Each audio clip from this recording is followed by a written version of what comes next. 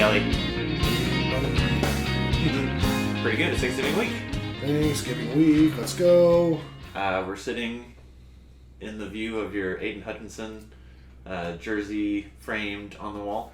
Yeah, so y'all gave it to me on my birthday, which at this point is like almost 3 weeks ago.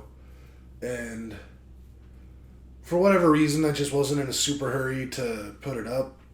But then I really got the itch to, and I went and I found these special wall hanger things for paintings and framed things of such. And then I still, once I got everything I needed, and I even had, I think even last week when you were here, I had maybe some tape up on the walls where I had measured everything and I knew where the placement needed to be.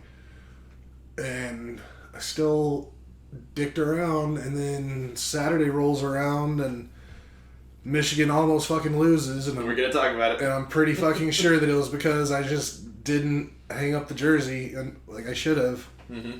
So as soon as I got home from watching that game, I literally came right in here and hung that motherfucker. So yeah. I don't watch all the Detroit Lions games. MCDC, Motor City Dan Campbell, the head coach of the Detroit Lions since last year. Man. He's a character. It's a blast to watch him on Hard Knocks. Yep.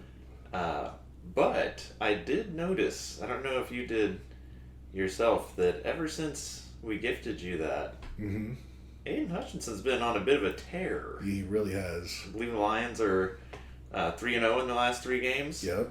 And I know for a fact the last 2 games he's gotten some beautiful interceptions. Mm-hmm.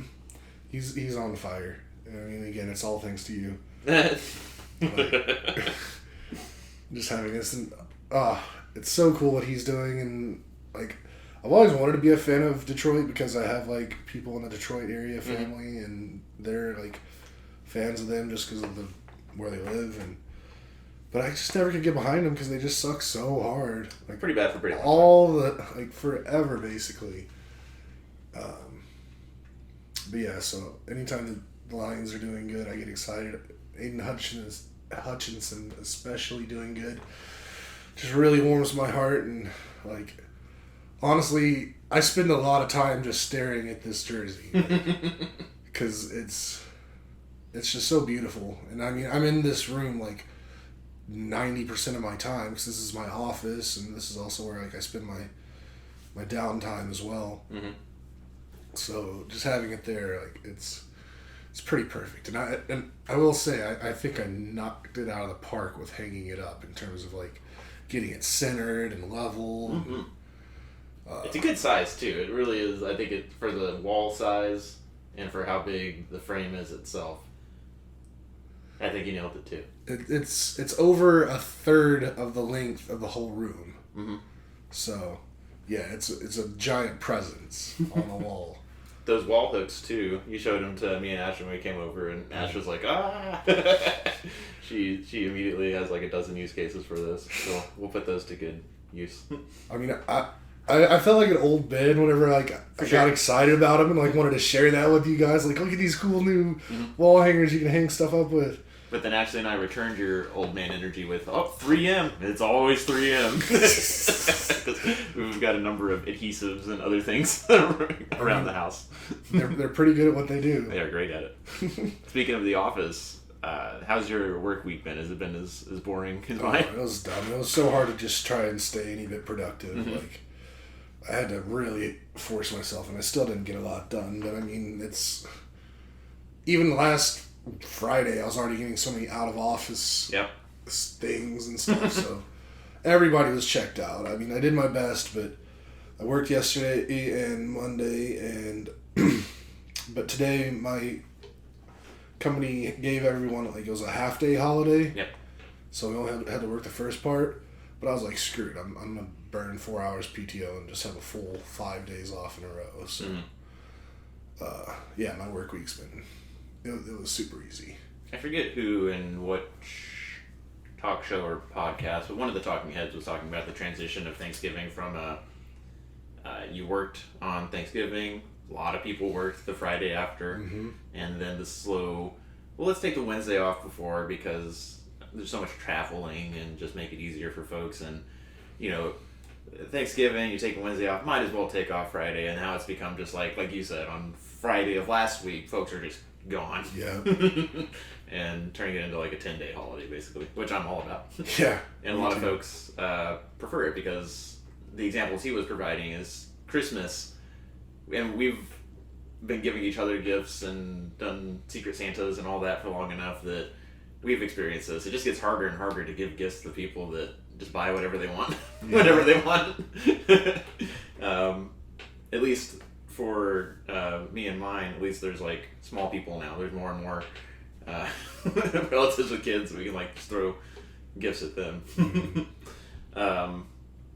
For me, we had a prospecting week thing start last week. Yeah.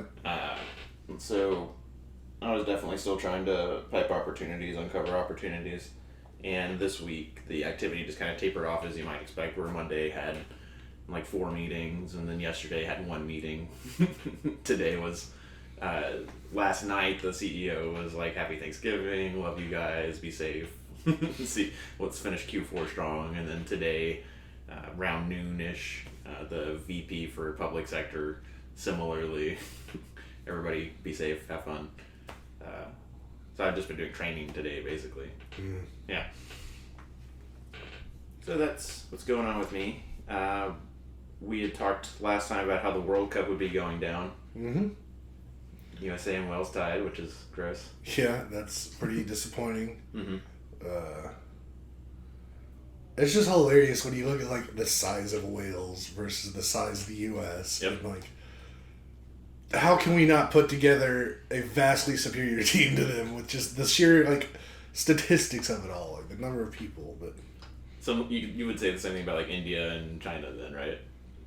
I don't know them to have amazing World Cup teams, but I agree with you wholeheartedly because right after them is like the USA, and then Brazil is like the most populous countries, and I think most would say that the USA has their shit together, the most out of those 4. yeah. And yeah, I don't watch a lot of soccer or football, as some say. But I do agree with the folks who said the officiating was kind of garbage. Like, I definitely saw a lot of things. I was like, how is that not a yellow card? Yeah, I mean, this might be just the homer in me, but watching the USA Wales match, it looked like Wales was getting a lot of calls they shouldn't have been getting, and we were just not getting the calls that we deserved. Like, it was bad, but it's always funny because like usually like I watch soccer pretty much. I watch it heavily during World Cups. Yep. That's when I really pay attention to it. The Olympics, I'll pay attention to it a little bit. And then every now and again, I'll get on a little kick where I'll watch a few matches here and there. Recently, I've been trying to figure out how to watch these Wrexham games because of the Hulu show Welcome to Wrexham. Got me wanting to root for them and watch them, but it's real hard to find those online. I think I might have found somewhere that'll do it now, though. But anyways, back to what I was going for. When I do watch soccer, like I know the rules. I know what offsides is. Okay. Like, I kind of do. It's the same as in hockey, right? Where you can't be too far forward when you do something.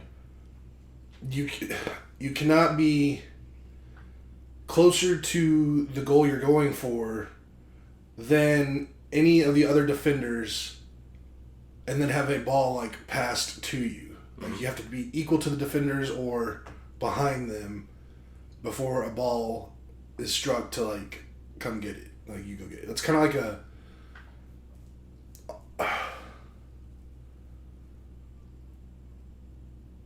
So okay, did you ever see? I think it's Canadian football where the wide receivers like they can get like a running start up to the line of scrimmage. Sure.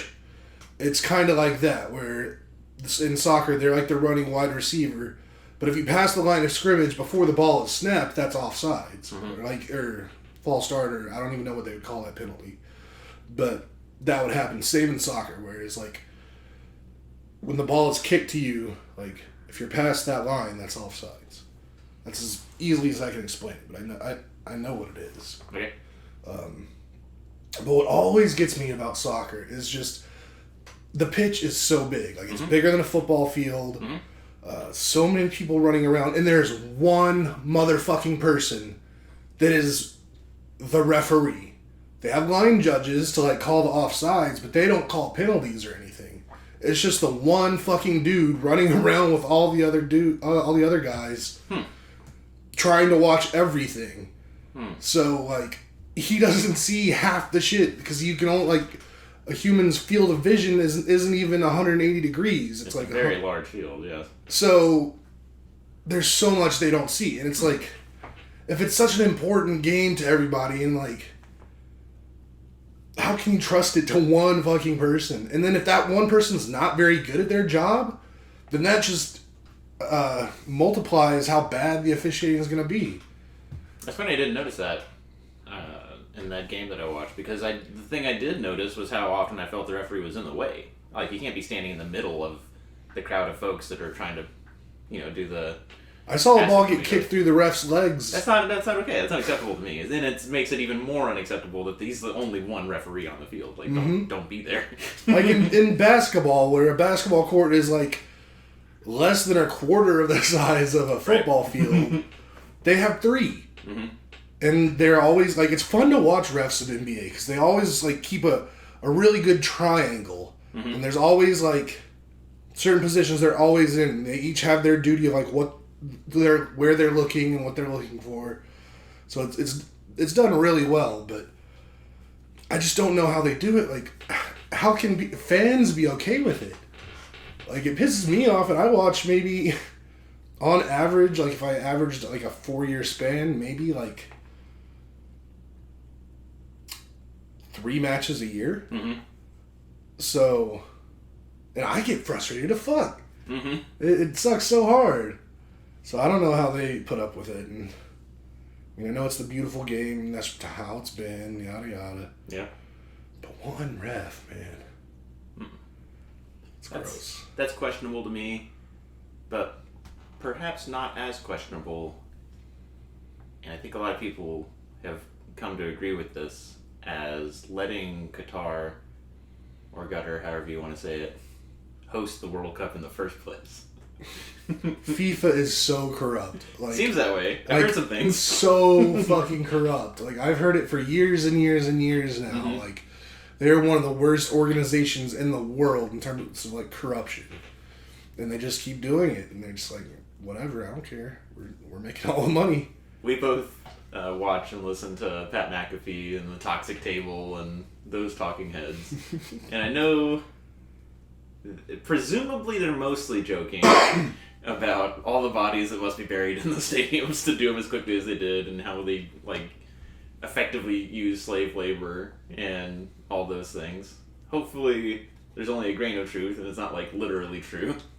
But the thing that shocked me that there is no, like, denying or quibbling about was when the government sponsor was like, hey, we know everybody bought their tickets to fly out here to the, like, literally middle of the Middle East. And we know that you did lodging and that you've been planning this for months on end. 2 days before everything kicks off, no alcohol. Yes. And I don't... hopefully before you travel from wherever you live to go to another nation, you learn about their customs and rules and what you can and can't do. There was already a pretty thick list of cover your hair if you're a woman, no indecency in public, all these kind of things that you would find in any Muslim-run nation, pork, halal, all these different rules. Most of those nations are also no alcohol as well. I think it's only like the UAE that's a little bit flexible with it, and I think that even that is, like, restricted to, like, Dubai and, like, specific areas. But to just kind of spring that on everybody was funny to me, but even funnier was, I think it was Budweiser. Mm-hmm. It's like millions and millions of dollars worth of beer. 75 million. Whoever wins, you get all this beer because we were going to send it to Qatar in all these, like, pallets, pallets and pallets and pallets. Warehouse full of them. Yeah. And they're a huge sponsor too. Like, they paid so much money to be a sponsor, and now they can't even push their product. So that's going to be a lawsuit. And I was just double checking just what you're saying back of like what the boys on the McAfee show talk about. 6,500 migrant workers died building those stadiums. That's atrocious. I thought it might have been 35. I knew it was either 35 or 6,500 because I've read it before numerous times. Just confirmed.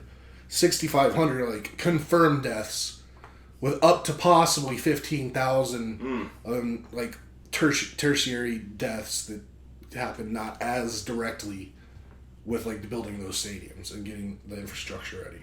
It's mortifying. And like literally, they were like going to other countries and being like, "Hey, come work here on our World Cup stuff. We'll give you solid pay with this and that. Everything good." Mm-hmm. Migrant workers get to Qatar to do the work, and they go through the customs, and the customs person's like checking their passport, and then the customs person puts their passport in their pockets, and they're like, "Oh, you don't have a passport anymore. You're trapped. You can't leave." So they couldn't even go home. Like they literally were trapped in the country and forced to do that labor, and 6,500 people died. That sounds pretty close to slave labor. Yeah, I mean... Certainly exploitative. Yeah, I mean, because, I mean, what are they going to do? They had nowhere else to go. Like, they had no money. They were trapped in this other country. If they're going to live, they got to do something to be provided with some kind of sustenance and something, so they had to go work. Like, that's slave labor. Little military deployed story.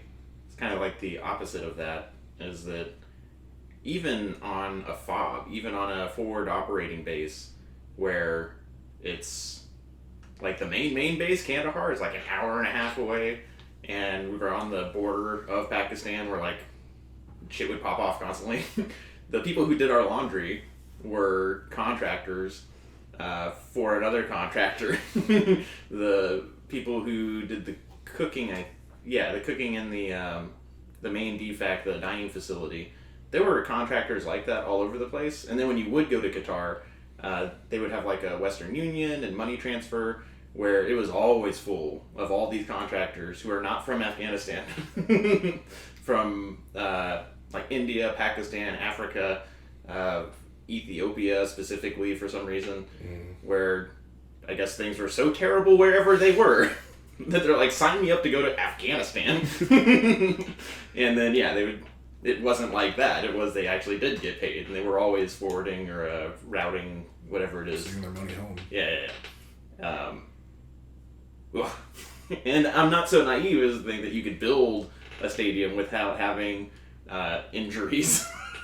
But there's so many dead. It's awful. And I presume it has a lot to do with how freaking hot it gets there. Yeah. Like the pay and the working conditions, the proper equipment wasn't given. Like, I'll be pretty surprised if they make it through this whole thing without there being like a collapse in one of the stadiums or something. Because, I mean, it takes a lot of people to build a stadium, but a good portion of that ton of people that takes to create one stadium have to be skilled. Like, they have to be a welder. Or electricians is what I think. Electricians, plumbers, like they need to know. Like, it can't be just someone you go and it's just manual labor. Pick this up, move it to here. I mean, I guess there is a lot of that for sure, but there's still like, how do they get those like skilled workers to come in and do the work? I mean, and that's why that I completely refuse to watch this World Cup on anything legal. I'm pirating all the streams, so nobody's getting views from me. Nobody's getting that, and any advertisement I see that's being advertised on like in the stadium, if it's something that I normally would get, I'm gonna put like can't go get it for like 30 days until 30 days after the World Cup's over or something. So like I'm not gonna have McDonald's for quite a while now because they're advertising. So it's like carbon footprint offset is what I'm doing in terms of like when people travel, they plant a lot of trees. Like, I'm gonna watch it, but I'm watching it illegally, and I'm gonna ban all the companies that I see advertising in my time, so like they don't see any kind of boost from the World Cup. Like, they don't say, "Oh, there's more people going to McDonald's because it's a World Cup," and they're seeing all that. Nah, bitch, you're not getting my money right now. I'll see you in around like January. Well, awful.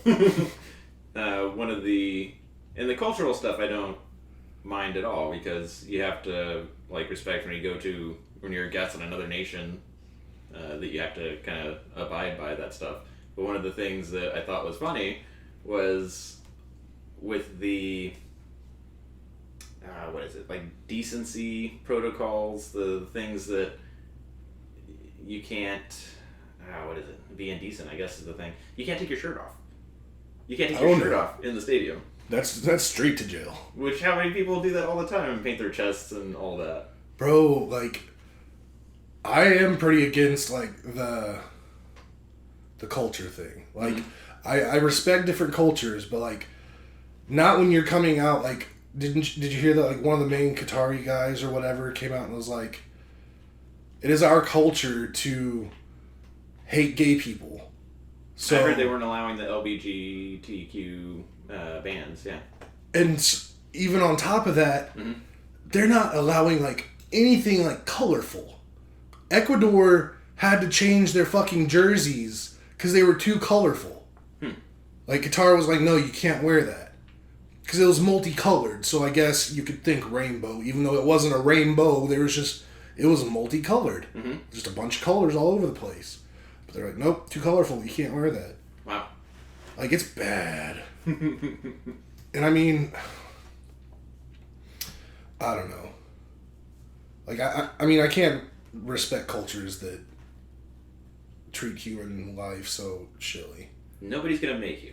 But, like, also don't go to their countries. I have zero plan on going anywhere near there. Like, never. Because I don't support it. I don't care. You can believe in religions, whatever gods you want. You can do whatever you want on any particular day. But if you're, like, persecuting people just for who they are, no, dog. FIFA, what are you doing?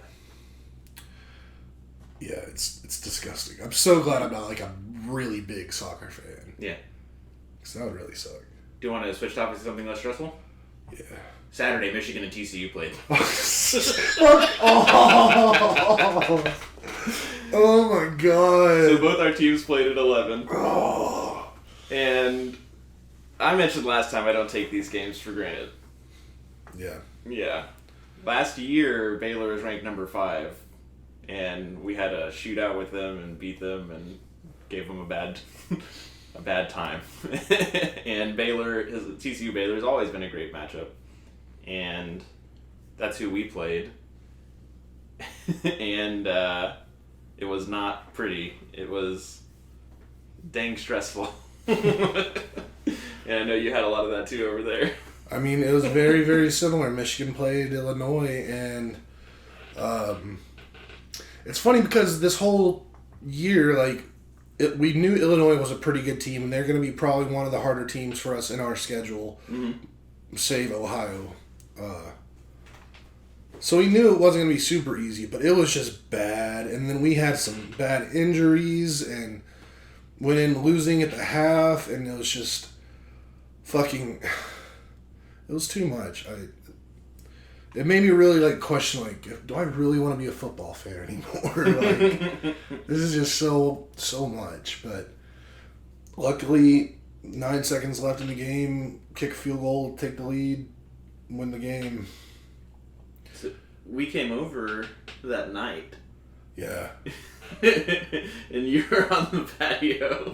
And I was like, I'm going to go give Kelly a hug. And you're a big guy. You've always given good hugs. So that was like a sincere, like, therapy hug for both of us. Yeah, like, I saw you come out, and I saw you take one step with, like, urgency. And I was like, he's coming to hug me. Yep. I was like, let's do this. Because, yeah, that was a rough day. But hopefully that won't happen again since I got the jersey hung up. I'm going to kind of recap how TCU went. Oh, yeah, absolutely. There have been games that have started where I went, how are we going to beat these guys? Where they just, the opening 2 drives, they just slice through us. They do whatever they want on the ground, in the air. Kansas State was like that. Oklahoma State was like that. And Baylor kind of similarly just came out swinging. We came into the game without Darius Davis, who's a wide receiver, and then throughout the course of the game, we lost Quentin Johnston, who I said it on here before, is probably going to be the first wide receiver drafted. We lost our running back, Kendre Miller, who's phenomenal. So we were just in a bad way. But our defense all year has been so good. We finished the first half with an interception in the end zone to keep them from getting on top of us too bad. I keep saying it, there's a tier of defense where you can't put it on any one person or any like one thing that's happening, but the net result is you can depend on a turnover a game. And TCU is definitely there. There was a year where TCU, I would have said, was good for a turnover in each half. So they're just really good at defense, and they've delivered on that all year, including on that interception in the end zone to keep help keep them down. Max Duggan still looks great. When things go wrong, I don't think it's because he's making mental mistakes. I think it's because they just literally get beat, like him or the O-line, where just the other side was just did the right thing at the right time. And hell of an arm. Showed it in this game. He's got great legs, like maybe not NFL caliber legs, like maybe the kind of speed that gets exposed when everybody on the defense is super fast. Right. But at least in college, it's doing good things for him, including in this game. And the MVP was probably definitely Griffin Kell, our kicker. So I wrote this part down because I didn't want to get it wrong. There's so many great videos of TCU's last drive. At the end of the game, we were down 2 points and had a minute and a half with no timeouts. We get down to their 25-ish with 22 seconds on the clock, in field goal range with the clock stopped. We do a run play to get the ball centered, don't get the first down, so the clock just keeps running. And when the play ends with 16 seconds, offense rushes off as special teams rushes on. Kicker gets set with 6 seconds left, snaps it at 4, kick goes up at 3, it's up, it's good, zeros on the clock, and TCU wins 29-28. Griffin Kell. And the coach was saying how they practice that every Thursday. Of there's no timeouts, the clock is ticking, rush on the field, take a breath, kick it. And it wasn't like a 60-yard kick or anything, but he did definitely have to rush on the field. Hey, this whole game is on your shoulders, and do it, and he did it.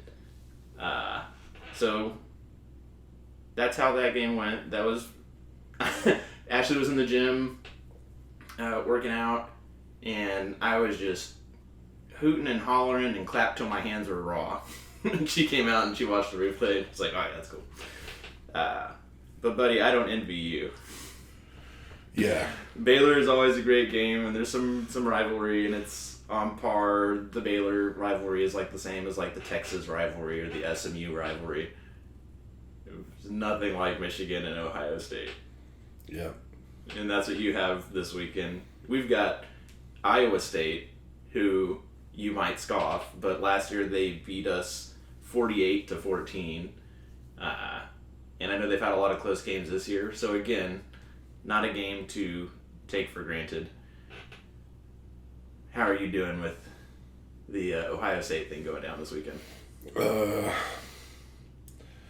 I mean, I'm trying to ignore it, honestly, as much as possible until it gets here, because it stresses me out so much. I don't know, man. I just want to win so bad. I just want to win so fucking bad. And I think we have a shot if we get all of our hurt guys back. I think we definitely have a shot, but it's not going to be easy. It's not going to be a fun game to watch for sure, unless somehow we like just blow the fucking pants off them.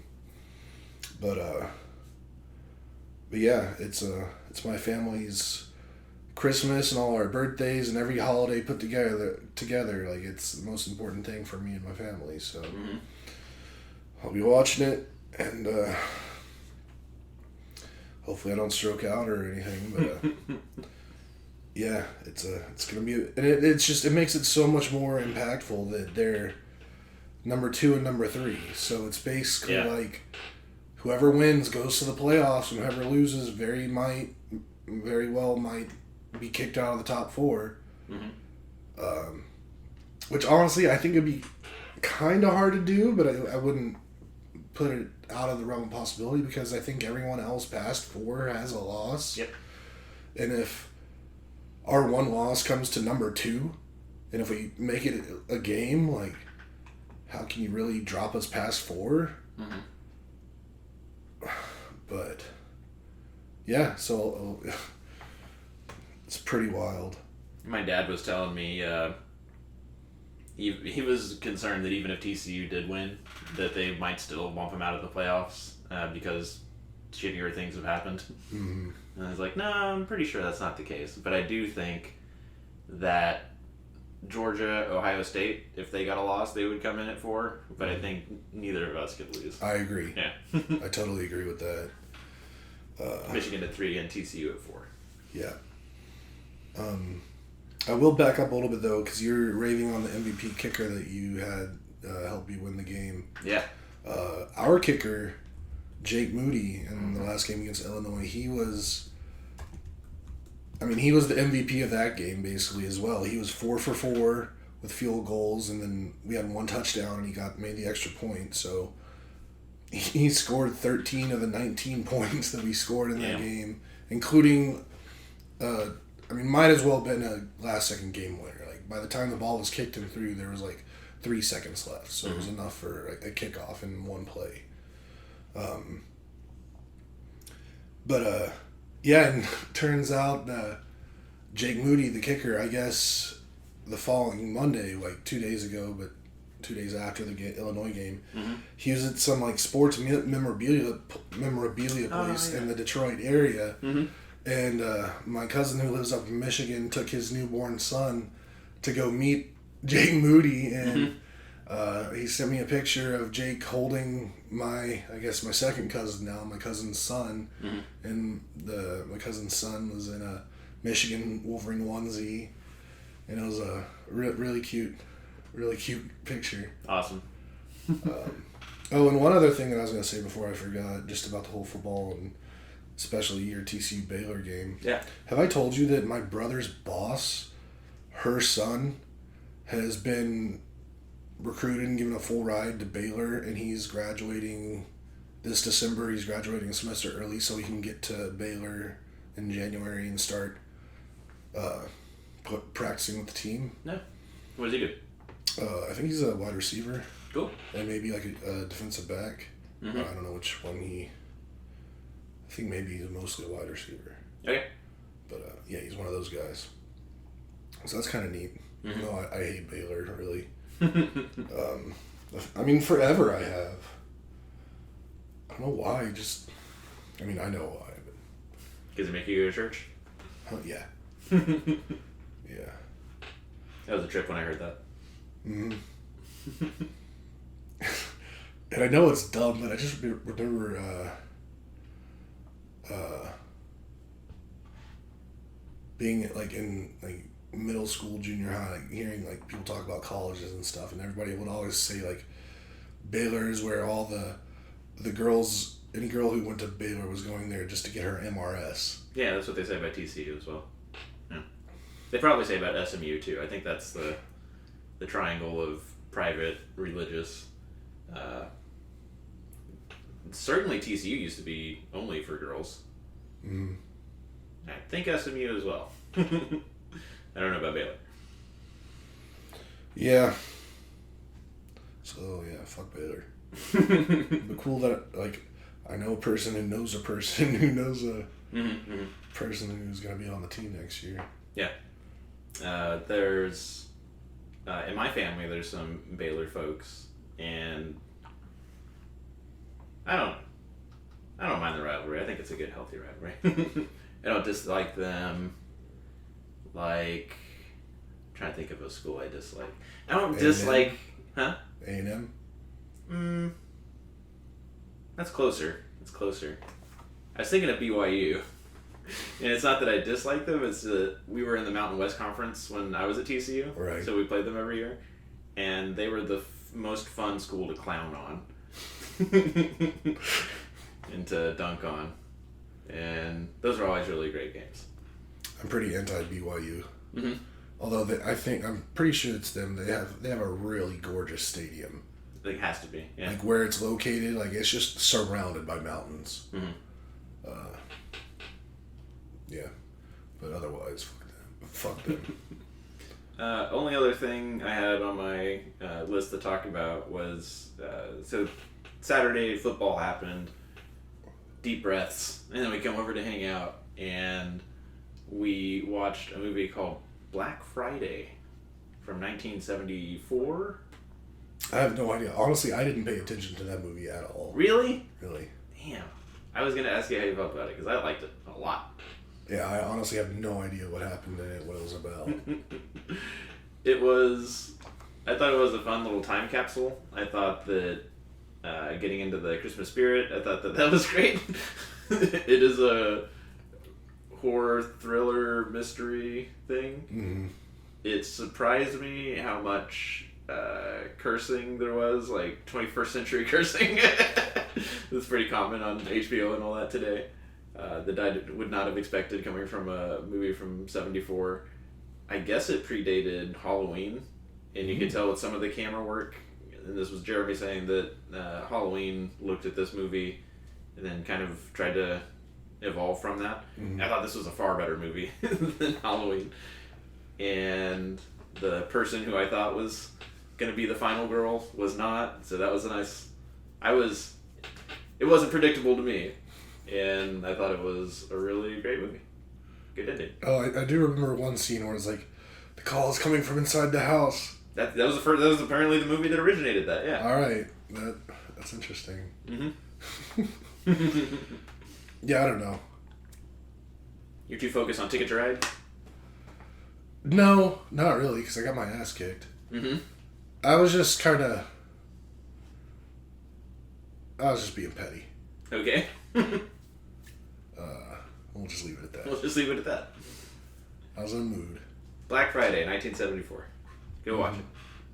Especially looking for a Christmas movie that's a murder mystery horror thing.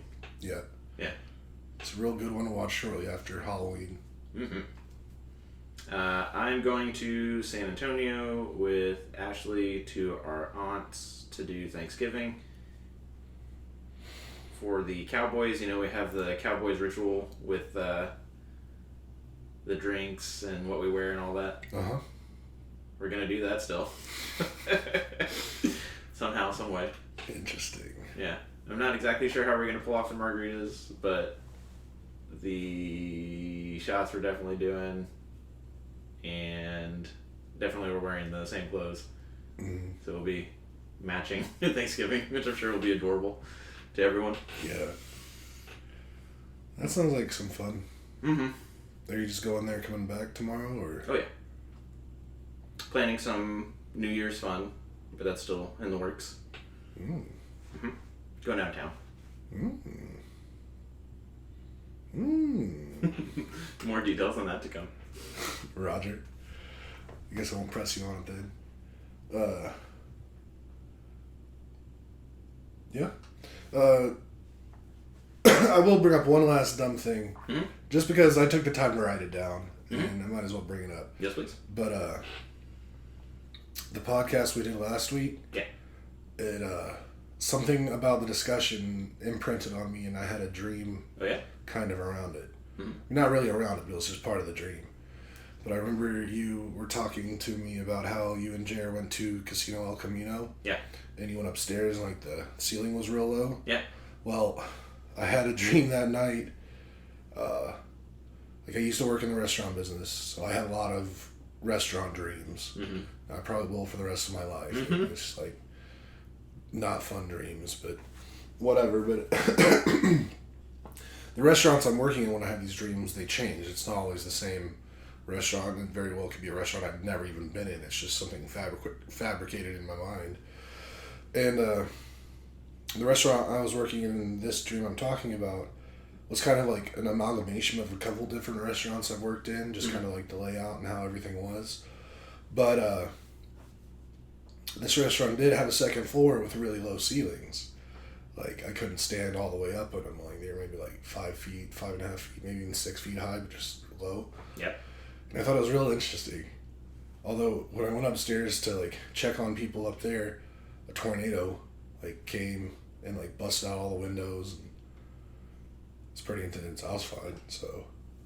It was really, like, more like a, wow, this is pretty cool, than like, oh shit, we're getting hit by a tornado. I don't know. Just want to bring that up, that what we talk about here gets imprinted in my mind somewhere. Deep in your subconscious. Yep. Excellent. Yep. But, yeah, that's all I have for today. I'm going to hop off this and then go and finish our fantasy football recap and get that out into the world, and then maybe work on putting this out. I don't know. I might wait until tomorrow to put this out. But yeah, that's it for me. Everyone out there, happy Thanksgiving. Be safe. Try to stay away from the drama that families can cause. Yeah. And happy Thanksgiving to everybody. Bye. Bye.